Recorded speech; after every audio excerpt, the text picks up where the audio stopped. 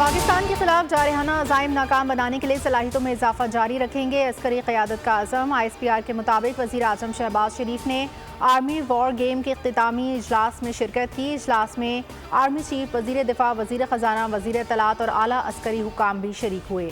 وزیر اعظم کو وار گیم اور خطرے کے میدان میں پاک فوج کی آپریشنل تیاریوں پر جامع بریفنگ میں بتایا گیا کہ ڈیٹرنس کا نظام جارحیت کی صورت میں کسی بھی مخالف پر سخت سزا کے نفاذ کو یقینی بنائے گا۔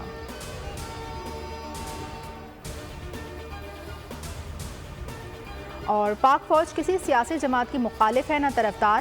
پاک فوج قومی فوج ہے، اس کا کوئی سیاسی ایجنڈا نہیں۔ فوج میں کوئی شخص ذاتی فائدے کے لیے مخصوص سیاسی ایجنڈے کو پروان چڑھائے تو فوج کا خود احتسابی کا نظام حرکت میں آتا ہے۔ لیفٹیننٹ جنرل فیض حمید کیس سے اس بات کا منہ بولتا ثبوت ہے۔ DG ISPR lieutenant general Ahmed Sharif کی نیوز بریفنگ، کہا جنرل فیض وزیر اعظم کے ماتحت تھے، معاملے میں جو بھی ملوث ہو قانون کی گرفت سے باہر نہیں ہوگا۔ PTI کے جلسے کی منسوخی خالصتاً ضلعی سطح کا معاملہ ہے۔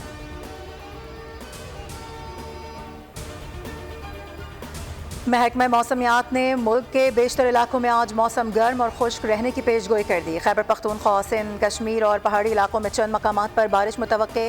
اسلام آباد اور گردنواح میں مطلع جزوی طور پر ابر آلود رہنے کا امکان۔ میرپور خاص، عمرکوٹ، مٹھی اور تھر پارکر میں بارش متوقع۔ مری، گلیات اور گردنواح میں گرج چمک کے ساتھ بارشوں کا امکان۔ ایبٹ آباد، مانسہرہ، بالاکوٹ، بٹگرام، سوات، بنوں، DI خان میں بھی بارش ہو سکتی ہے۔